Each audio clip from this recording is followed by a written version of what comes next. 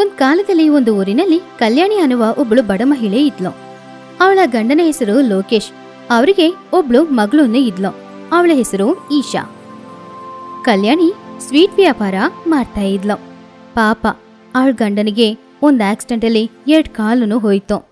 ಪಾಪ ಆ ದಿನದಿಂದ ಕಲ್ಯಾಣಿ ಈ ಸ್ವೀಟ್ ವ್ಯಾಪಾರ ಮಾಡ್ಕೊಂಡು ಮನೆನ ನೋಡ್ಕೊಳ್ತಿದ್ಲು.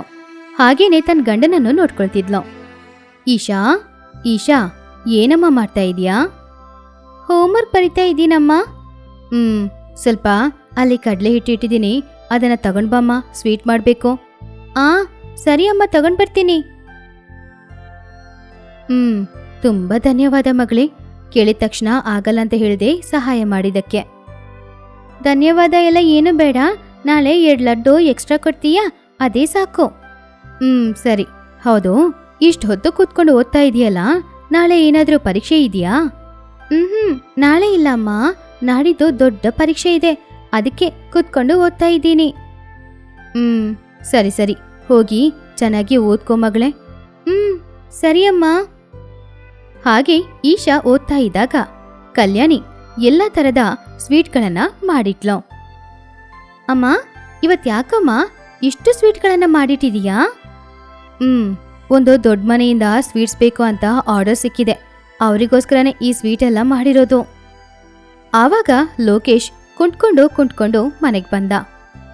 ಕಲ್ಯಾಣಿ, ತಗೋ ದೇವಸ್ಥಾನದ ಕುಂಕುಮ, ಹಾಗೇನೆ ಪ್ರಸಾದ. ಅಪ್ಪ, ಎಷ್ಟು ಸಲ ಹೇಳಿದೀನಪ್ಪ ನಿನ್ನತ್ರ ಹೀಗ್ ಮಾಡ್ಬಾರ್ದು ಅಂತ. ಏನಾಯ್ತಮ್ಮ? ನೀನ್ ಸ್ವಲ್ಪ ನಡೆದ್ರೂ ಕೂಡ ನಿನ್ ಕಾಲು ತುಂಬಾ ನೋವಾಗುತ್ತೆ ತಾನೆ. ಹಾಗಿರುವಾಗ ದೂರದಲ್ಲಿರುವ ಆ ದೇವಸ್ಥಾನಕ್ಕೆ ಯಾಕಪ್ಪ ಹೋಗ್ಬರ್ತೀಯಾ? ಕಾಲ್ ನೋವಾಗಲ್ವಾ ಹೇಳು?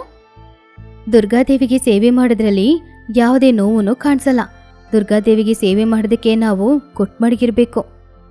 ಹೌದು, ಆದ್ರೆ ಯಾವುದಕ್ಕೂ ಸ್ವಲ್ಪ ಜೋಪಾನವಾಗಿರಿ. ಏನಿದು ಮನೆ ಇಡೀ ಮಿಠಾಯಿ ವಾಸನೆ? ಹೌದು, ತಗೊಳ್ಳಿ. ಈ ಸ್ವೀಟ್ನ ದುರ್ಗಾಮಾತೆಯ ಮುಂದ್ಗಡೆ ಇಟ್ಟು ನಮಸ್ಕಾರ ಮಾಡ್ಕೊಳ್ಳಿ. ಸರಿ ಸರಿ, ಕೊಡು. ಹಾಗೆ ಕಲ್ಯಾಣಿ ಮಾಡಿದ ಮೊದಲನೇ ಮಿಠಾಯಿನ ದುರ್ಗಾಮಾತೆಯ ವಿಗ್ರಹದ ಮುಂದ್ಗಡೆ ಹೋಗಿ ಇಟ್ಟು ಕೈ ಮುಗ್ದ ಲೋಕೇಶ್. ಈ ಕಡೆ ಕಲ್ಯಾಣಿ ಅವಳು ಮಾಡಿದ ಎಲ್ಲಾ ಸ್ವೀಟ್ಗಳನ್ನ ತೆಗೆದು ಒಂದು ಬುಟ್ಟಿಯಲ್ಲಿ ಇಟ್ಕೊಂಡು ಡೆಲಿವರಿ ಕೊಡ್ಬೇಕಾಗಿರುವ ಆ ಮನೆಗೆ ಎತ್ಕೊಂಡು ಹೋದ್ಲು. ಅಯ್ಯೋ ಕಲ್ಯಾಣಿ, ಇಷ್ಟು ಬಿಸಿಲಲ್ಲಿ ಹೊರಗಡೆ ಹೋಗ್ಲೇಬೇಕಾ? ಸಂಜೆ ಸಮಯ ಆ ಡೆಲಿವರಿನ ನೀನು ಮಾಡ್ಕೊಳ್ಬೋದಲ್ವಾ? ಅದು ಆಗಲ್ಲ ರೀ, ಅವ್ರ ಮನೆಯಲ್ಲಿ ಸಂಜೆನೇ ಫಂಕ್ಷನ್ ಅಂತೆ, ಅದಕ್ಕೆ ಮಧ್ಯಾಹ್ನನೇ ಆರ್ಡರ್ನ ಡೆಲಿವರಿ ಮಾಡಿ ಅಂತ ಹೇಳಿದ್ದಾರೆ. ಆದರೂ ಈ ಬಿಸಿಲಲ್ಲಿ ನೀನು ಹೇಗೆ ಹೋಗ್ತೀಯ ಕಲ್ಯಾಣಿ? ಸರಿ, ಪರವಾಗಿಲ್ಲ ಬಿಡ್ರಿ, ಸ್ವಲ್ಪ ಹಣ ಸಿಕ್ಕಿದ್ರೆ ನಮಗೆ ಅಲ್ವಾ ಒಳ್ಳೇದು. ನನ್ನನ್ನು ಕ್ಷಮಿಸು ಕಲ್ಯಾಣಿ. ಅರೆ ಯಾಕ್ರಿ? ನನ್ನ ಆರೋಗ್ಯ ಚೆನ್ನಾಗಿಲ್ಲ ಅನ್ನೋದ್ರಿಂದ ತಾನೆ ನಿನಗೆ ಇಷ್ಟು ಕಷ್ಟ. ನಾನು ಮಾತ್ರ ಚೆನ್ನಾಗಿದ್ದಿದ್ರೆ ನಿನಗಿಷ್ಟು ಕಷ್ಟ ಬರ್ತಿರ್ಲಿಲ್ಲ ಅಲ್ವಾ? ಹಾಗೆ ಹೇಳ್ಬಿಡಿ, ನೀವು ಎಷ್ಟೋ ದಿನ ಕಷ್ಟಪಟ್ಟಿದ್ದೀರಾ. ಇವಾಗ ಸ್ವಲ್ಪ ವಿಶ್ರಾಂತಿ ತಗೊಳ್ಳಿ, ಇವಾಗ ನಾನು ಕಷ್ಟಪಡ್ತೀನಿ. ಹಾಗಂತ ಹೇಳಿ ಕಲ್ಯಾಣಿ ಆ ಸ್ವೀಟ್ ಬುಟ್ಟಿನ ತಗೊಂಡು ಹೊರಗಡೆ ಹೋದ್ಲು. ಏನಿದು ಬಿಸಿಲು ಇವತ್ತಿಷ್ಟು ಜಾಸ್ತಿ ಆಗಿದೆ. ಒಂದೊಂದು ದಿನಾನು ಬಿಸಿಲು ಜಾಸ್ತಿ ಆಗ್ತಾನೆ ಹೋಗ್ತಾ ಇದೆ. ಬೇಗ ಆ ಮನೆಗೆ ಹೋಗಿ ಡೆಲಿವರಿ ಕೊಟ್ಬಿಟ್ಟು ಬರಬೇಕು. ಹಾಗೆ ಕಲ್ಯಾಣಿ ಆ ಸ್ವೀಟ್ನ ಮನೆಯಲ್ಲಿ ಡೆಲಿವರಿ ಮಾಡಿ ವಾಪಸ್ ಅವಳ ಮನೆಗೆ ಹೋಗ್ತಾ ಇದ್ದಾಗ ದಾರಿಯಲ್ಲಿ ಲಕ್ಷ್ಮಿ ಅನ್ನುವ ಒಬ್ಳು ಆಕೆನ ನೋಡಿದ್ಲು. ಚೆನ್ನಾಗಿದೀಯಾ ಕಲ್ಯಾಣಿ? ನಾನು ಚೆನ್ನಾಗಿದ್ದೀನಿ ಲಕ್ಷ್ಮಿ. ನಾಳೆ ನಮ್ಮ ಮನೆಯಲ್ಲಿ ಸತ್ಯನಾರಾಯಣ ಪೂಜೆ ಇಟ್ಟಿದ್ದೀನಿ. ಪೂಜೆಗೆ ಸುಮಾರು ಜನ ಬರ್ತಾರೆ, ಅದಕ್ಕೆ ನಾಳೆ ನನಗೆ ಹೇಗೋ ಒಂದು 10 kg ಲಡ್ಡುನಾದ್ರೂ ಬೇಕು. ಸರಿ ಲಕ್ಷ್ಮಿ ಅವರೇ, ಖಂಡಿತ ನೀವು ಕೇಳಿದಷ್ಟು ಲಡ್ಡುಗಳನ್ನ ಮಾಡಿಕೊಡ್ತೀನಿ. ನಾಳೆ ಬೆಳಿಗ್ಗೆ ನನಗೆ ಸ್ವೀಟ್ಸ್ ಕೊಟ್ಬಿಡ್ಬೇಕು. ಸರಿ, ಕೊಡ್ತೀನಿ. ಹಾಗೆ ಕಲ್ಯಾಣಿಗೆ ಇನ್ನೊಂದು ಸ್ವೀಟ್ ಆರ್ಡರ್ ಬಂದಿದ್ರಿಂದ ಅವಳು ಸಂತೋಷವಾಗಿ ಮನೆಗೆ ಹೋದ್ಲು. ಏನ್ ಕಲ್ಯಾಣಿ, ಬಿಸಿಲಲ್ಲಿ ಹೋಗಿ ಬರುವಾಗ ಸುಸ್ತಾಗಿ ಬರ್ತೀಯ ಅಂತ ಅಂದ್ಕೊಂಡ್ರೆ ತುಂಬಾ ಸಂತೋಷವಾಗಿ ಬರ್ತಾ ಇದೀಯಾ? ಒಂದು ಆರ್ಡರ್ನ ಡೆಲಿವರಿ ಕೊಟ್ನೋ ಇಲ್ವೋ, ಇನ್ನೊಂದು ಆರ್ಡರ್ ಸಿಕ್ಕಿದೆ ರೀ. ಓಹೋ, ಅದಕ್ಕೇನಾ ಇಷ್ಟು ಸಂತೋಷ? ತಕ್ಷಣ ಲಡ್ಡು ಮಾಡಕ್ಕೆ ಶುರು ಮಾಡಬೇಕು. ಹಾಗಂತ ಕಲ್ಯಾಣಿ ಲಡ್ಡು ಮಾಡಕ್ಕೆ ಶುರು ಮಾಡಿದ್ಲು. ಸ್ವಲ್ಪ ಸಮಯದ ನಂತರ ಅವಳು ತಲೆ ತಿರುಗಿ ಬಿದ್ದೋದ್ಲು. ಅಯ್ಯೋ ಅಮ್ಮ, ಏನಮ್ಮ ಆಯ್ತು ನಿನಗೆ? ಹಾಗಂತ ಮಗಳು ಅವಳ ಮುಖದಲ್ಲಿ ನೀರು ಚೆಲ್ದಾಗ ಕಲ್ಯಾಣಿ ತಕ್ಷಣ ಎಚ್ಚರವಾದ್ಲು. ಅಯ್ಯೋ ಕಲ್ಯಾಣಿ, ಏನಾಯ್ತು ನಿನಗೆ? ತಲೆ ಯಾಕೋ ತಿರುಗ್ತಾ ಇದ್ದೀರಿ? ಬೇಡ ಬೇಡ ಅಂತ ಹೇಳ್ದೆ, ಆದ್ರೂ ಬಿಸಿಲಲ್ಲಿ ಹೊರಗಡೆ ಹೋಗ್ಬಿಟ್ಟು ಬಂದೆ ಅಲ್ವಾ, ಅದಕ್ಕೆ ಈ ರೀತಿಯಲ್ಲ. ರೀ, ನನಗೆ ತುಂಬ ಸುಸ್ತಾಗ್ತಾ ಇದೆ ರೀ. ಅಯ್ಯಯ್ಯೋ, ಹೌದಾ, ನಾನು ಹೋಗಿ ಡಾಕ್ಟರ್ನ ಕರ್ಕೊಂಡು ಬರ್ತೀನಿ. ಹಾಗಂತ ಲೋಕೇಶ್ ಹೋಗಿ ಡಾಕ್ಟರ್ನ ಕರ್ಕೊಂಡು ಬಂದ. ಡಾಕ್ಟರ್ ಕಲ್ಯಾಣಿನ ಚೆಕ್ ಮಾಡಿ ನೋಡಿ ಈ ರೀತಿ ಹೇಳಿದ್ರು. ನಿಮಗೆ ಬಿಸಿಲಿಂದ ಆರೋಗ್ಯ ಕೆಟ್ಟೋಗಿದೆ, ಅದಕ್ಕೆ ತಲೆ ತಿರುಗಿದೆ. ಇನ್ನು ನೀವು ಸ್ವಲ್ಪನಾದ್ರೂ ವಿಶ್ರಾಂತಿ ತಗೊಳ್ಬೇಕು. ಹಾಗಂತ ಹೇಳಿ ಡಾಕ್ಟರ್ ಅಲ್ಲಿಂದ ಹೋದ್ರು. ಇನ್ನು ಕೆಲಸ ತುಂಬಾನೇ ಉಳಿದಿದೆ ರೀ. ಅರೆ, ನೀನು ಡಾಕ್ಟರ್ ಹೇಳಿದನ ಕೇಳಿಲ್ವಾ? ನೀನು ಇವಾಗ ವಿಶ್ರಾಂತಿ ತಗೊಳ್ಬೇಕು. ಆದ್ರೆ ನಾಳೆ ಬೆಳಿಗ್ಗೆನೆ ನಾನು ಸ್ವೀಟ್ ಮಾಡಿ ಕೊಡ್ತೀನಿ ಅಂತ ಮಾತು ಕೊಟ್ಟಿದ್ದೀನಲ್ವಾ? ಅರೆ, ಇವಾಗ ನಿನ್ನಿಂದ ಕೆಲಸ ಮಾಡೋಕ್ಕಾಗುತ್ತಾ ಹೇಳು? ಇಲ್ಲ ರೀ, ನನಗೆ ತುಂಬ ಸುಸ್ತಾಗ್ತಾ ಇದೆ. ಆದ್ರೆ ಬೇರೆ ದಾರಿ ಇಲ್ಲ ಅಲ್ವಾ? ನೀನ್ ಬೇಜಾರು ಮಾಡ್ಕೊಳ್ಬೇಡಮ್ಮ, ನಾನು ಹೋಗಿ ಲಡ್ಡು ಮಾಡ್ತೀನಿ. ಬೇಡಮ್ಮ, ನಾಳೆ ನಿನಗೆ ಪರೀಕ್ಷೆ ಇದೆ ಅಂತ ನನ್ನ ಹತ್ರ ಹೇಳಿದೆ ಅಲ್ವಾ?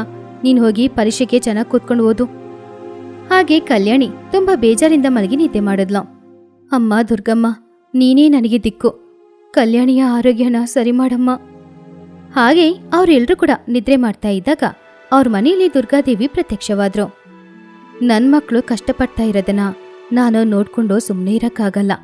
ಅವ್ರಿಗೆ ಸಹಾಯ ಮಾಡಬೇಕಾಗಿರೋ ಅವಕಾಶ ಇವಾಗ ನನಗೆ ಸಿಕ್ಕಿದೆ. ಹಾಗಂತ ದುರ್ಗಾದೇವಿ ಆ 10 ಕೆಜಿ ಲಡ್ಡುನ ಅವರೇ ಮಾಡಿದ್ರು.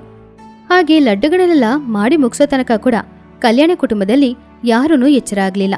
ಆವಾಗ ದುರ್ಗಾದೇವಿ ಕಲ್ಯಾಣಿಯ ರೂಪಕ್ಕೆ ಬದಲಾಗಿ ಲಡ್ಡುಗಳನ್ನ ತಗೊಂಡು ಹೊರಗಡೆ ಹೋದ್ರು. ಲಕ್ಷ್ಮಿಯವರೇ, ತಗೊಳ್ಳಿ, ನೀವು ಕೇಳಿದ 10 ಕೆಜಿ ಲಡ್ಡು.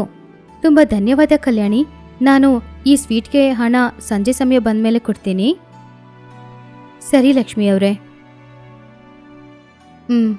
ನನ್ನ ಕೆಲಸ ಮುಗ್ದೋಯ್ತು. ಹಾಗಂತ ಹೇಳಿ ದುರ್ಗಾಮಾತೆ ಅಲ್ಲಿಂದ ಮಾಯವಾದ್ರು.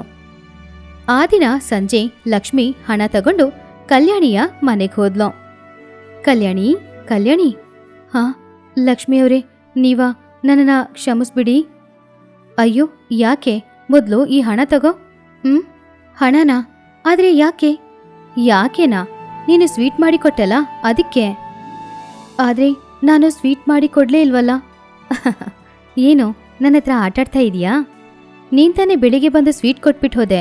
ಇವತ್ತು ಬೆಳಿಗ್ಗೆ ನಿನ್ನ ಮುಖ ಲಕ್ಷಣವಾಗಿತ್ತು ಗೊತ್ತಾ? ಹಾಗಂತ ಹೇಳಿ ಲಕ್ಷ್ಮಿ ಹಣ ಕೊಟ್ಟು ಆಮೇಲೆ ಅಲ್ಲಿಂದ ಹೋದ್ರು. ಹಾ, ಏನ್ರಿ ಇದು ವಿಚಿತ್ರ? ನಾನು ಲಡ್ ಮಾಡಿದ್ನಾ? ಅದನ್ನ ತಗೊಂಡು ಹೋಗಿ ಡೆಲಿವರಿ ಮಾಡಿದ್ನಾ? ನಿನಗೆ ಇನ್ನೂ ಅರ್ಥ ಆಗ್ತಾ ಇಲ್ವಾ? ನಿನ್ ರೂಪದಲ್ಲಿ ಆ ದುರ್ಗಾದೇವಿನೇ ಬಂದು ಲಕ್ಷ್ಮಿಗೆ ಲಡ್ಡು ತಗೊಂಡು ಹೋಗಿ ಕೊಟ್ಟಿದ್ದಾರೆ. ಹೌದಮ್ಮ, ಲಕ್ಷ್ಮಿ ಅವರು ಹೇಳಿದ್ರಲ್ವಾ ನಿನ್ ಮುಖ ತುಂಬಾ ಲಕ್ಷಣವಾಗಿತ್ತು ಅಂತ. ಅಮ್ಮ ದುರ್ಗಾದೇವಿ, ನಿನಗೆ ತುಂಬ ಧನ್ಯವಾದ ಅಮ್ಮ. ಕಷ್ಟದ ಸಮಯದಲ್ಲಿ ಬಂದು ನಮಗೆ ತುಂಬ ಸಹಾಯ ಮಾಡಿದೀಯ.